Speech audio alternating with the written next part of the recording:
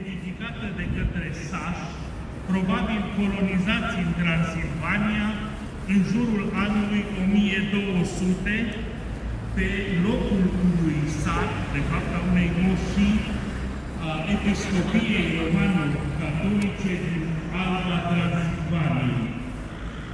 Tradiția locală afirmă că primul edificiu de piatră a fost un turn de pază terminat în anul 1239. A urmat o biserică în stil romantic. Azi, pe locul ei se află Biserica Evanghelică, zidită între anii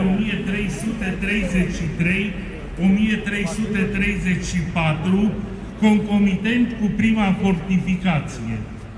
Apoi, la sfârșitul secolului al XV-lea, s-a zidit o biserică mare, în stil gotic, actuala biserică reformată calvină, împrejmuită de zidurile și turnurile unei noi cetăți în formă pentagonală.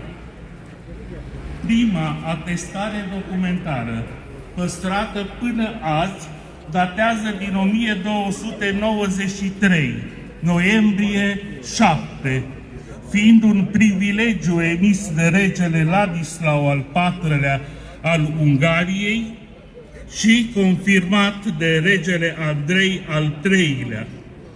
Vreo 3 secole, aiudul a fost proprietate a capitului episcopal de la Alba Iulia și a coroanei regale maghiare, constituind adesea un obiect de danii și tranziții între principi și nobili. Prin vechimea sa, cetatea și orașul au fost martori și participanți direcți la multe evenimente istorice. Marea invazie tătară din 1241, răscoala iobagilor din 1437, luptele lui Mihai Viteazul din 1600, năvălirea turco-tătară din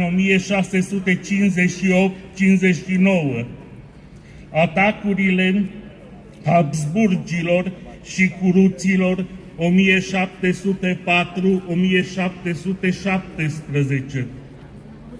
mișcările țărănești din 1784, primul război mondial, unirea de la 1 decembrie 1918 și mărturie, dragi prieteni, stă acea placă de acolo unde 13 aiudeni sau din comunele de jur împrejur au participat la actul pe care mâine îl vom aniversa cu toții.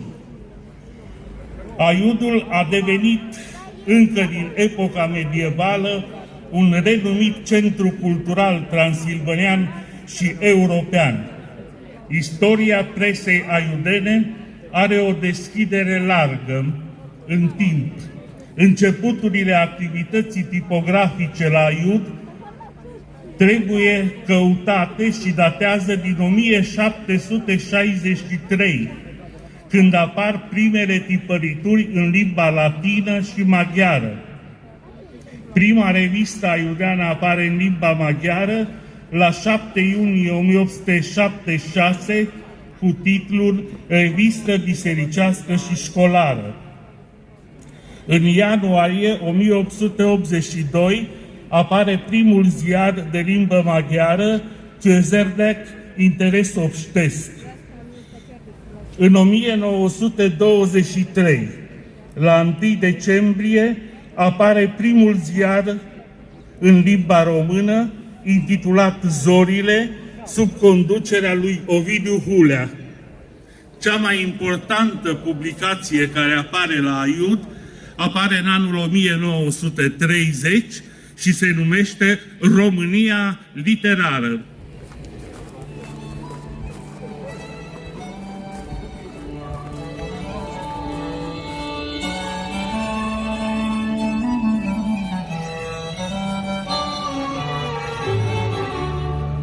Toți românii din lumea întreagă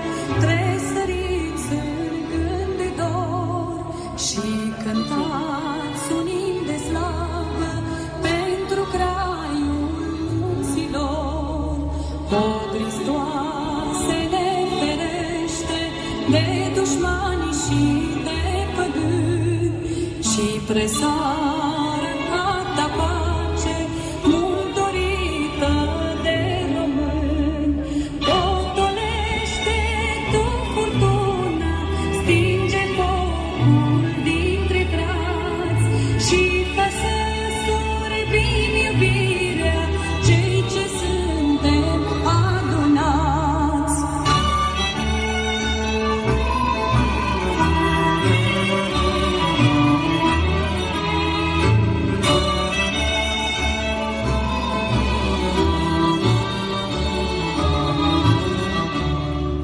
Noi am fost creștini pe vremuri când păgânii migrau prin lumi și avem martiri ai legii și avem martiri români.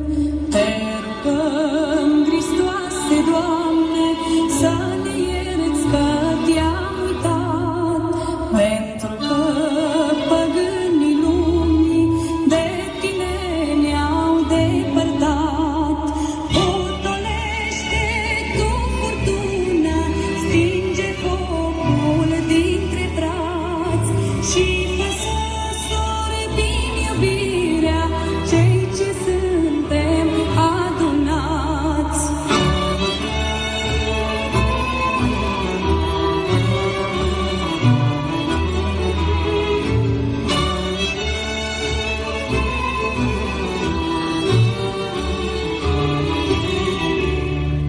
Zbuciumat de ură mare, neamul nostru românesc n-are liniște și frații între ei se dușmănesc.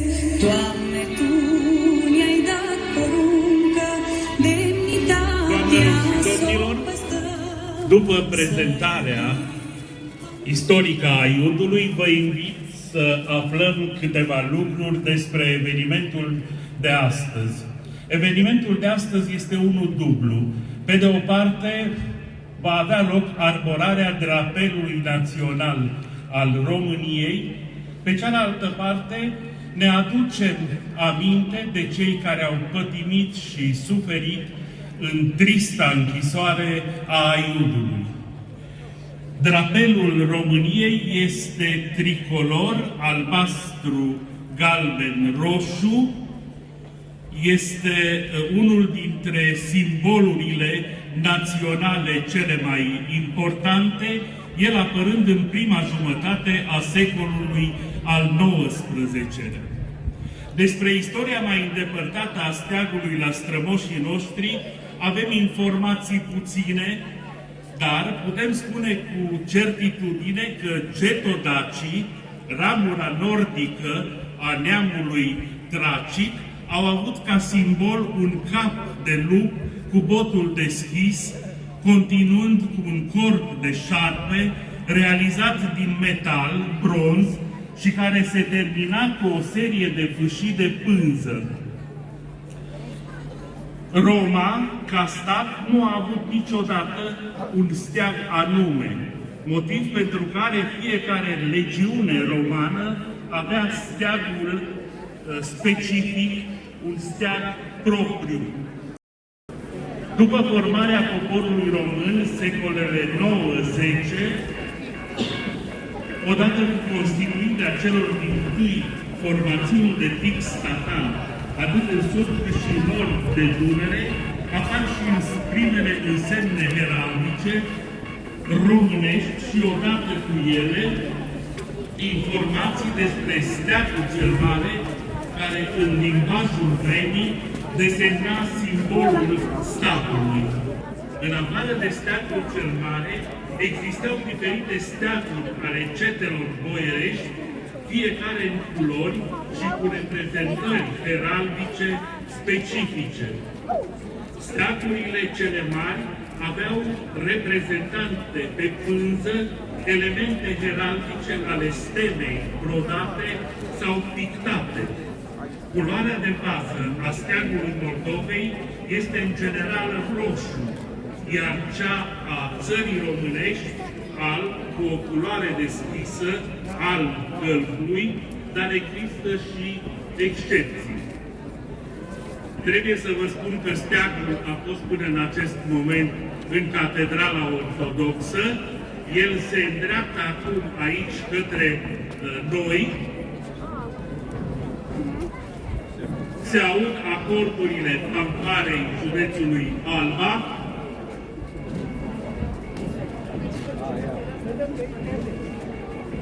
Elevii Liceului Militar Mihai Viteazu din Alba Iulia au preluat drapelul național din Biserica Ortodoxă Sfinții Trei Ierarhi, s-a plecat în marș spre monument. Drapelul a fost predat detașamentului Unității Militare 01497 Aiud, iar în acest moment se apropie de noi, în frunte fiind, așa cum vă spuneam, fanfara județului Alba.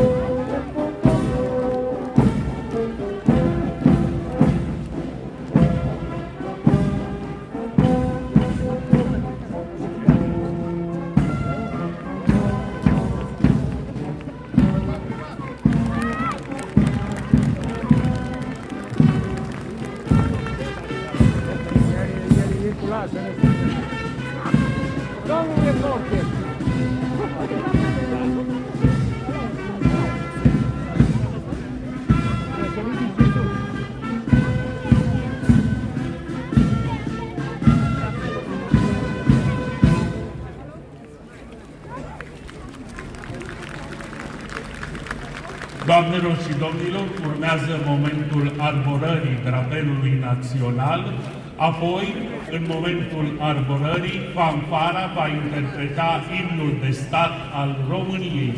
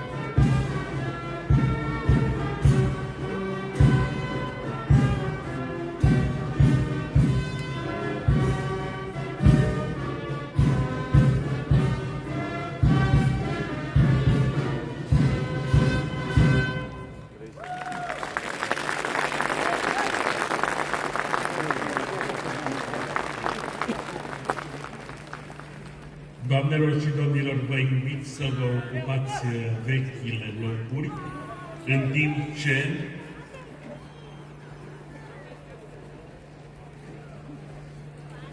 urmează slujba de sfințire a monumentului.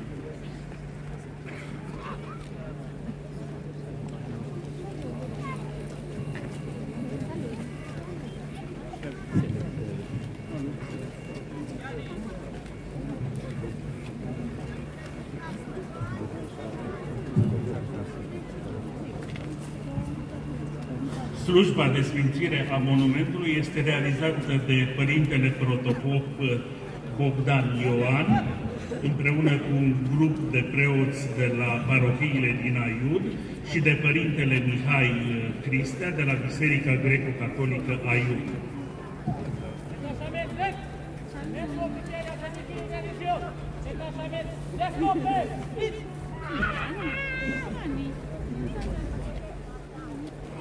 Pe noi păcătoși și ne miluiește. Dumnezeule, curățește pe noi păcătoși și ne miluiește. Dumnezeule, curățește-ne pe noi păcătoși și ne miluiește. Slavă Sfinătei și cele de o ființă și de viață făcătoare și nedespărțitei trăimi, totdeauna, acum și pururia și în vecii vecilor.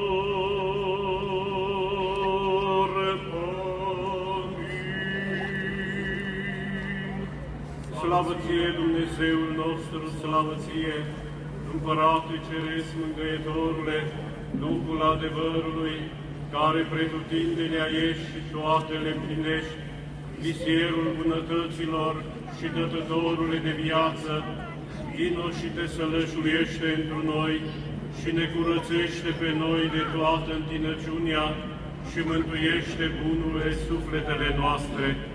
Sfinte Dumnezeule, Sfinte tare, Sfinte fără de moarte, miluiește-ne pe noi. Sfinte Dumnezeule, Sfinte tare, Sfinte fără de moarte, miluiește-ne pe noi. Sfinte Dumnezeule, Sfinte tare, Sfinte fără de moarte, miluiește-ne pe noi. Slavă Tatălui și Fiului și Sfântului Duh, și acum și pururia și în vecii vecilor. Amin. Sfântă Treime, miluiește-ne pe noi, Doamne, curățește păcatele noastre, Stăpâne, iartă fără de legile noastre, Sfinte, cercetează și vindecă neputințele noastre pentru numele Tău. Doamne, miluiește, Doamne, miluiește, Doamne, miluiește, slavă Tatălui și Fiului și Sfântului Duh, și acum și pururia și în vecii vecilor. Amin. Tatăl nostru care ești în ceruri, sfințească-se numele Tău, vie împărăția Ta, facă-se voia Ta, precum în cer, așa și pe pământ.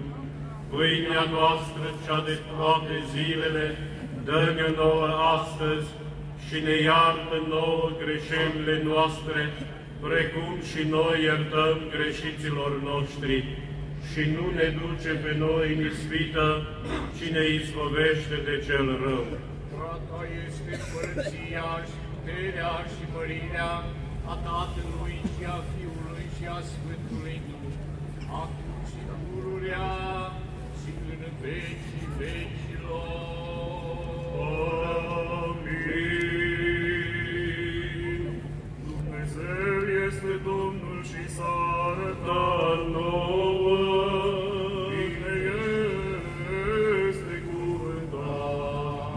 Ce vine într-un numele Domnului. Mântuiește, Doamne, poporul Tău și binecuvintează moștenirea Ta. Biruință binecredincioșilor creștini asupra celui potrivnic dăruiește. Și cu crucea Ta păzește-ne poporul Tău.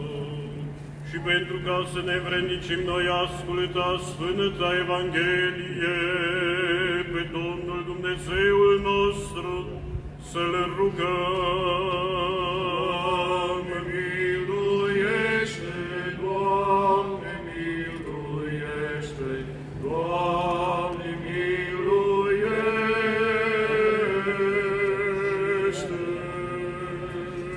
În înțelepciune drept să ascultăm Sfântă Evanghelie. Pace tuturor și Duhului Tău. Din Sfânta Evanghelie de la Matei, citire. Slavă ție, Doamne, slavă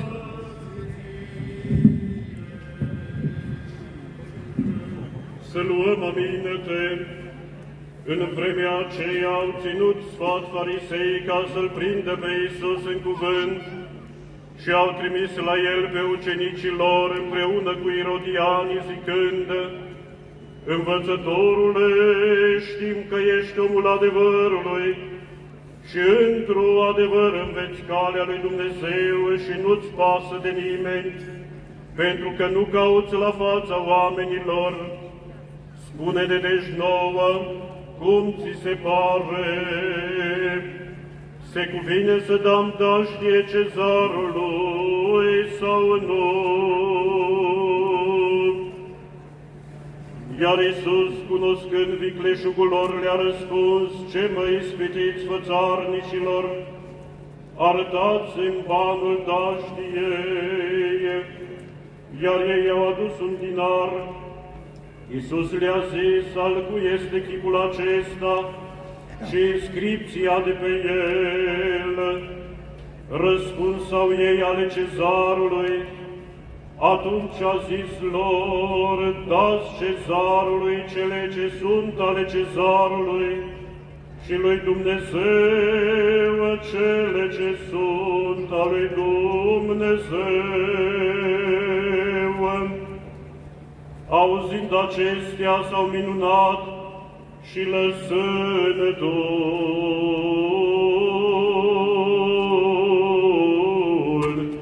s-au dus.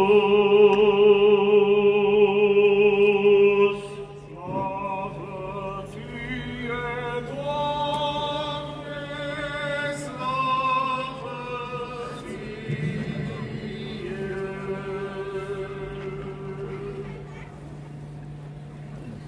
Domnului să ne rugăm. Doamne, miluiește! Doamne Iisuse Hristoase, Dumnezeul nostru, Dumnezeul înturărilor și a toată milostivirea, a cărui milă este nemăsurată și iubire de oameni adânc neajunsă. Înaintea slavei Tale, căzând cu frică și cu cutremur, ca niște robi nevrănici, cu umilință aducem acum mulțumire bunătății Tale pentru binefacerile ce au fost asupra poporului român prin marea lui unire într-o singură țară românească și creștină, și ca pe Domnul, Stăpânul și Binefăcătorul te slăvim, îți cântăm și te lăudăm. Și iarăși, căzând înaintea Ta, mulțumim, rugând cu milință nemăsurata și nespusa Ta milostivire, ca precum ai binevoit a primi atunci rugăciunile robilor Tăi și cu milostivire învrednicit a li se împlini cererile, așa și acum înainte învrednicește a spori în dreapta credință, în dragostea cea către Tine și către aproapele și întru toate faptele cele bune și a dobândi ale Tale binefaceri împreună cu toți credincioșii Tăi. Mântuiește de toată reaua întâmplare, dăruindu-le pace și liniște. Dă, Doamne, trecătorilor noștri, Duhul înțelepciunii și al iubirii de oameni, care întărește popoarele și le înalță. Înnoiește în inimile judecătorilor Duhul cel drept, care luminează și învață tot adevărul.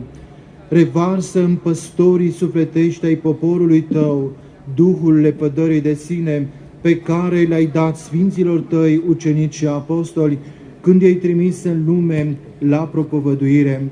Insuflă ostașilor noștri bărbăția și vitejia cea sfântă a dragostei către Dumnezeu, către aproapele și către țară, iar pe noi, pe toți, învrednicește-ne să sporim în faptele cele bune care fac pe oameni după chipul și asemănarea Ta. Pomenește, Doamne, pe toți eroii, ostașii și luptătorii români din toate timpurile și din toate locurile, jertfiți pe câmpurile de luptă, în lagăre și în închisori, pentru apărarea patriei și a credinței strămoșești, pentru întregirea neamului, pentru libertatea și demnitatea noastră. Auzi-ne, Doamne, precum ai auzit cu milă și rugăciunile părinților noștri, când chemau ei ajutorul și îndurările Tale asupra lor și asupra țării acestea în care se preamărește numele Tău.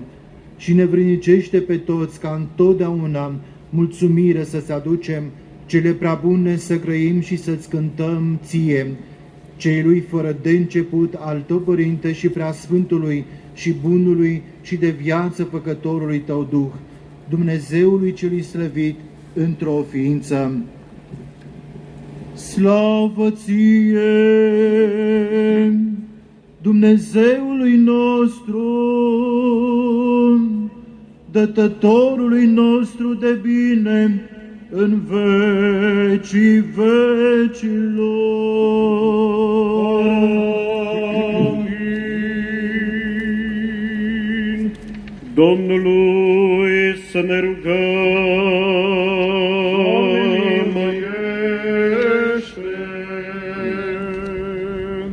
Doamne Dumnezeul nostru, Cel ce cu puterea Ta l-ai zidit pe om, din care ai întemeiat neamul omenesc și cu înțelepciunea Ta o cârmuiești popoarele, ridicând din rândul lor bărbați înțelepți și pricepuți, care să le lumineze și să le conducă spre a face voia Ta pentru binele lor. Auzi-ne pe noi, cei ce ne-am adunat astăzi în jurul acestui monument ce s-a ridicat într-o pomenirea eroilor neamului românesc. Ne rugăm Ție, scrie numele lor în cartea aleșilor Tăi și precum de demult ai rânduit să se așeze semne de piatră spre aducerea aminte de faptele mari săvârșite de aleșii poporului în numele Tău, așa și acum binevoiește a întări și a binecuvânta acest monument spre veșnica pomenire a eroilor neamului românesc și a faptelor lor vrednice de urmat. Iar poporului nostru ajută-i ca sub purtarea Ta de grijă necontenit să propășească pe calea binelui, slăvindu-Te pe Tine, Dumnezeul părinților noștri, acum și pururia și în vecii vecilor.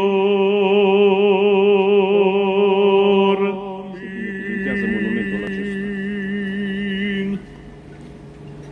Se binecuvintează monumentul acesta, prin stropire cu aceasta apă sfințită, în numele Tatălui și al Fiului și al Sfântului Duh. Amin. Se binecuvintează acest monument prin stropire cu apă sfințită, în numele Tatălui și al Fiului și al Sfântului Spirit. Amin. Se binecuvintează monumentul acesta prin stropirea cu apă aceasta sfințită în numele Tatălui și al Fiului și al Sfântului Duh, acum și pururia și în vecii vecilor. Slavă Ție, Hristoase, Dumnezeule, nădejdea noastră, slavă Ție! Slavă Tatălui și Fiului și Sfântului Duh, și acum și pururea și în vecii vecilor. Amin. Doamne miluiește, Doamne miluiește, Doamne miluiește! Preacucernice Părinte, binecuvintează! Hristos, adevăratul nostru Dumnezeu, pentru rugăciunile preacuratei sale Maici, ale cuvioșilor și de Dumnezeu purtătorilor părinții ai noștri, și pentru ale tuturor sfinților, să ne miluiască și să ne mântuiască pe noi, ca un bun și de oameni iubitor. Binecredinciosului popor român de pretutindeni, cârmuitorilor țării noastre, mai marilor orașelor și ai satelor, și iubitoarei de Hristos armate, dă-le, Doamne, zile bune și îndelungate, cu viață pașnică, sănătate, mântuire și întru toate bună sporire, iar asupra vrăjmașilor biruință, și îi păzește într-o mulți ani. Mulți ani trăiască! Mulți ani trăiască! Mulți ani trăiască! Mulți ani trăiască!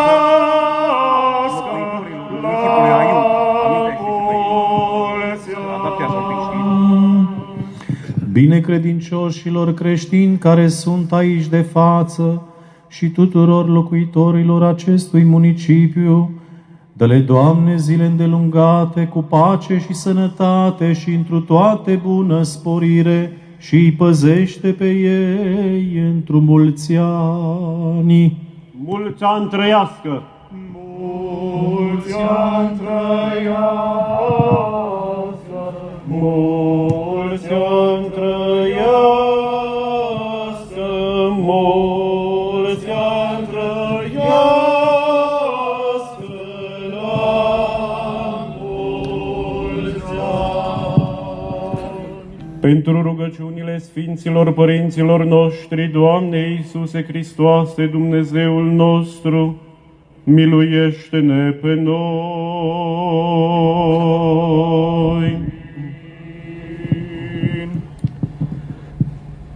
Preacucernici părinți, domnule primar, stimați reprezentanți ai instituțiilor centrale și locale, dragi cetățeni ai municipiului Aiud, astăzi trăim un moment de bucurie și recunoștință, înălțând pe acest catar drapelul României, simbol al unității noastre, al demnității și al jertfelor celor care au făurit acest neam.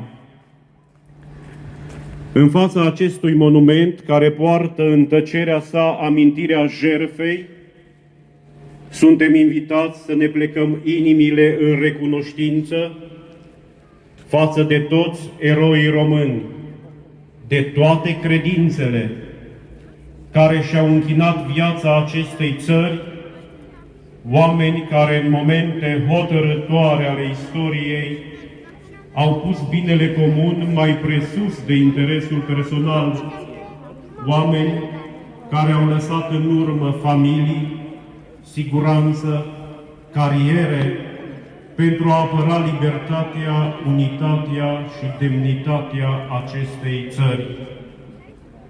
Ei au făcut ceea ce puțini sunt capabili să facă. Au transformat iubirea de patrie într-o formă supremă de dăruire. Între ei se află și victimele comunismului, bărbați și femei care au suferit în temnițe, în lagăre și în deportări, doar pentru că au refuzat să nu renunțe la credință, la valori și la libertatea lăuntrică. Ei nu au avut parte de onoruri, de fanfare sau de parade. Suferința lor a fost tăcută, nevăzută, uneori uitată. Dar astăzi, în fața acestui monument, îi aducem în lumina recunoștinței noastre. Astăzi, împreună la Aiud, am rostit o rugăciune pentru toți eroii României, militari și civili, care s-au jertfit pe câmpuri de luptă, pentru cei care au apărat cultura, libertatea și identitatea românească, pentru cei care au suferit în închisori, pentru cei care au păstrat în suflet lumina nădejdii, chiar atunci când întunericul istoriei se așternea peste țară. Dumnezeu să-i odihnească pe toți în pace, iar pomenirea lor să fie din neam în neam. Stimate autorități, dragi români, acest monument și acest catarg ne cheamă la responsabilitate. Ne cheamă să fim vrednici de trecutul eroilor noștri, să cultivăm pacea, dreptatea și binele, să apărăm libertatea și să păstrăm vie memoria celor care au făcut posibilă România de astăzi. Tricolorul care se înalță pe acest catarg să fie pentru noi toți un semn de binecuvântare și de legământ, că vom iubi această țară cu inimă curată și cu respect față de toți oamenii ei, indiferent de etnia sau de credința lor. Mulțumim autorităților locale și tuturor celor care au contribuit la ridicarea acestui monument și a catargului care îl însoțește. Prin acest efort ați dăruit orașului Aiud un loc de reculegere, de memorie și de respect față de eroi români și față de victimele comunismului. Prin grija și responsabilitatea dumneavoastră, istoria și jertfa lor rămân vii în conștiința noastră. Vă mulțumim pentru această lucrare de demnitate națională. La mulți ani România, la mulți ani tuturor românilor, Dumnezeu să binecuvinteze Aiudul și întregul neam românesc.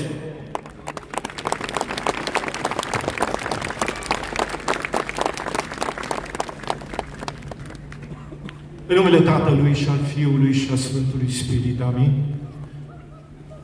Sfinte Andrei, fratele Sfântului Petru, să mijlocească pentru noi aici și acum, Preacucernice Părinte Protopopop, preacucernici, confrați, preoți, stimate domnule primar, domnul viceprimar, autorități locale și județene, dragi români, să trăiască mărita națiune română!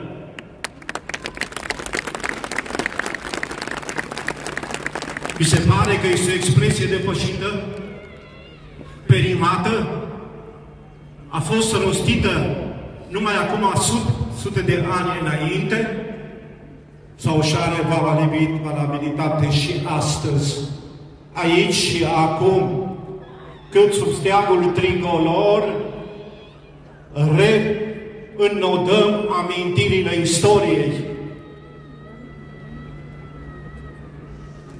Națiune nu este un cuvânt perimat, pentru că este actual și astăzi. Cum și-au clădit promisiunile și viața în fiecare zi înaintașii noștri? Prin ascultare și prin devotament continuu. Și îl citez aici, aduc aminte pe marele Ștefan Cicio Pop, vicepreședinte al Consiliului Național Român, avocat al românilor, așa era numit în ținutul Aradului, pentru că era avocat de profesie și pentru că era un mare politician implicat în viața națiunii române. Ștefane i-a zis unchiul care l-a înfiat, marele canonic unit Vasile Pop de Gherla: te sfătuiesc să-ți iei ca îndrumător testamentul lui Avram Iancu din 20 decembrie 1850, care spunea hotărât și tare că după moartea mea toate bunurile mișcătoare și nemișcătoare să rămână națiunii române. Aceasta înseamnă disponibilitate și jertfă în locul unde te-ai născut și ai crescut și ți-ai împlinit viitorul. În cartea Maria, Regina României, jurnal de război 1916-1917,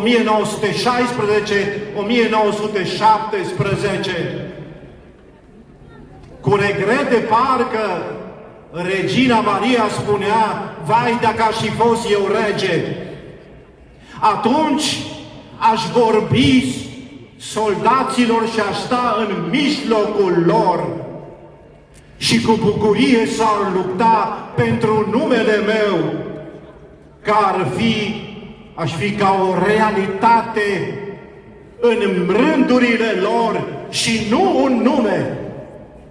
Națiune română trebuie să fim o realitate, adică să depășim orice neînțelegere pentru cauza națiunii române, pentru care ne rugăm astăzi. Trăiască națiunea română în vecii vecilor. Amin.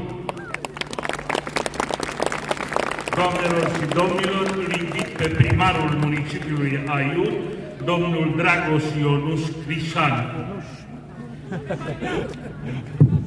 Vă rog să ocupăm locul ca să se poată face și depunerea de coroane.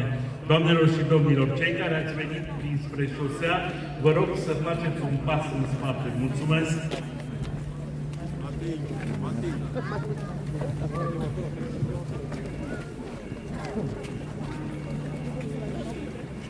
Preacucernic Părinte Protopop, Preacucernici Părinți, stimate domnule vicepreședinte al Parlamentului European, domnule președinte al Consiliului Județean, domnilor deputați, domnule subprefect, dragi colegi primari și foști primari, dragi consilieri județeni, consilieri locali, stimați directori ai instituțiilor aiudene, stimați colegi din Primăria Municipiului Aiud și dragi aiudeni. Ne-am întâlnit astăzi la sfințirea și arborarea drapelului național în memoria eroilor României, a martirilor din închisorile comuniste și a tuturor celor care au luptat pentru libertate. Tricolorul ridicat spre cer amintește de cei care au murit pentru credință, dreptate și pentru această țară, de mamele care și-au pierdut fiii pe front și de cei care s-au opus tiraniei. Eroii nu sunt simple nume în cărți. Sunt oameni care în momentele grele au pus idealul unui neam liber mai presus de propria viață. De la soldații Unirii și luptătorii celor două război mondiale, până la martirii comunismului și militari care servesc astăzi în misiuni internaționale. Avem datoria să-i pomenim și să-i facem cunoscut copiilor noștri. Libertatea de acum a fost plătită cu vieți, iar regimul comunist nu a reușit să învingă spiritul celor pe care a încercat să-i reducă la tăcere. Aduși la Aiud pentru a fi uitați, ei sunt astăzi prezenți prin memoria pe care o păstrăm vie. Comemorăm nu doar victime, ci martori ai unei conștiințe care nu a cedat. Suferința lor ne amintește că libertatea este o moștenire prețioasă și fragilă. În fața jertfei lor ne plecăm și în fața memoriei lor ne ridicăm sufletele. În încheiere, îmi doresc să mulțumesc fanfare care a fost astăzi prezentă, elevilor de la Liceul Militar care ne-au ajutat cu cu drapelul și soldaților de la regimentul din Aiud. Merită un aplauze.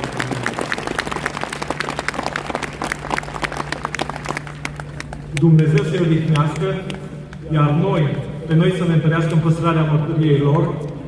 Glorie eternă eroilor României, la mulți ani România, la mulți ani România.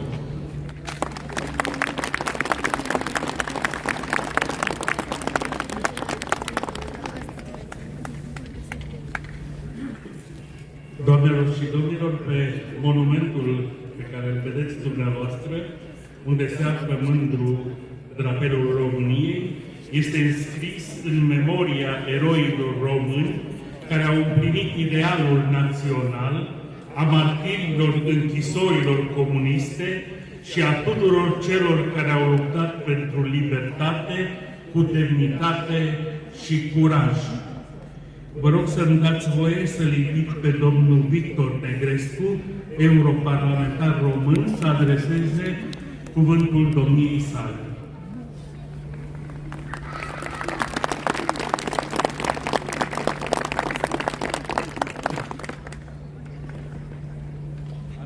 Domnule primar, drăguțeni părinți, dragi români, dragi avideni, astăzi celebrăm valorile care au făcut România posibilă. Unitate, demnitate, încredere în forța noastră de a construi un viitor mai bun. Aiudul este un loc al memoriei, al identității și al curajului. Aici, generații întregi au ținut fie ideea de libertate și au învățat că România se clădește prin muncă, prin răbdare și prin respect față de oameni. Comunitatea din Aiud și acest monument sunt un model care face România mai puternică și demonstrează importanța valorilor noastre naționale.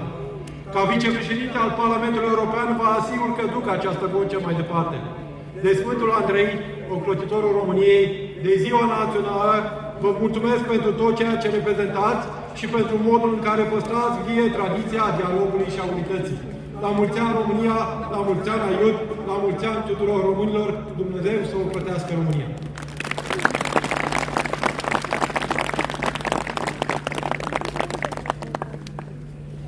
Pe celelalte două laturi ale monumentului se află două poeme semnate Vasile Voiculescu. Vasile Voiculescu este scriitor și medic român. În domeniul literar s-a distins în principal ca preot, poet, dramaturg și prozator. A fost timp de 4 ani deținut politic în închisorile comuniste. A fost condamnat din eroare judiciară la 74 de ani, la vârsta de 74 de ani, alături de alți membri și colaboratori ai grupului Rugul Aprins. A fost membru titular al Academiei de Științe din România, a fost distins cu numeroase premii pentru activitatea sa literară, printre care Premiul pentru Literatură al editurii Fundațiilor Legale. În 1993, Vasile Voiculescu a fost ales post-mortem membru al Academiei Române. Doamnelor și domnilor, urmează momentul ceremonialului depunerilor de coroane.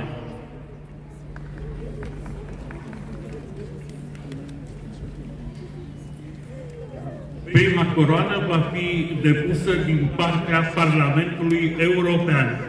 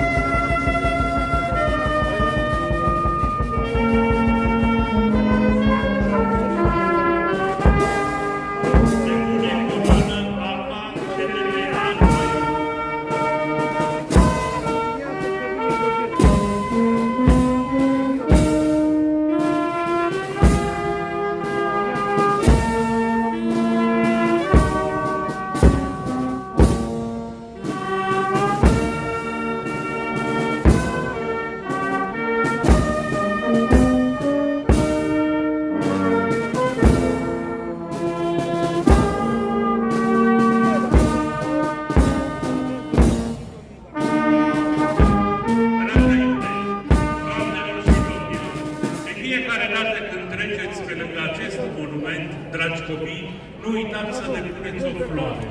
Este în memoria celor care au luptat pentru demnitatea poporului român. Ceremonia de astăzi i-a sfârșit. Vă dorim la mulți ani mâine, la mulți ani în România, la mulți ani în români.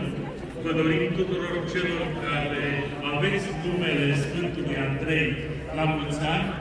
Vă dorim sărbători fericite, îmbelșugate și mai ales zâmbet, dragoste, iubire.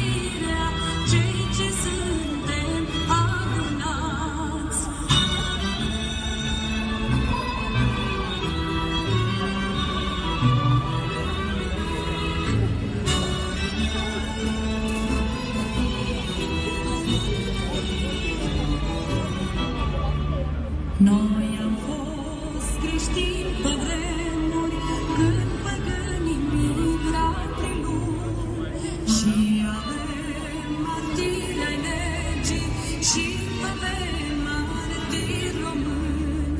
Te rugăm, Hristoase, Doamne, să ne ierți că te-am uitat, pentru că păgânii lumii de tine ne-au depărtat.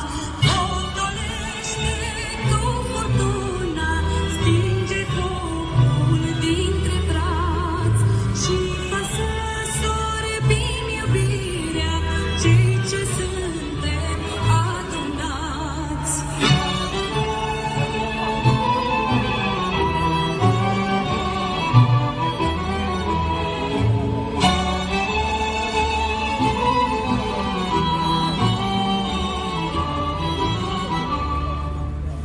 Zbuciumat de ură mare, neamul nostru românesc n-are liniște și frații între ei se dușmănesc. Doamne,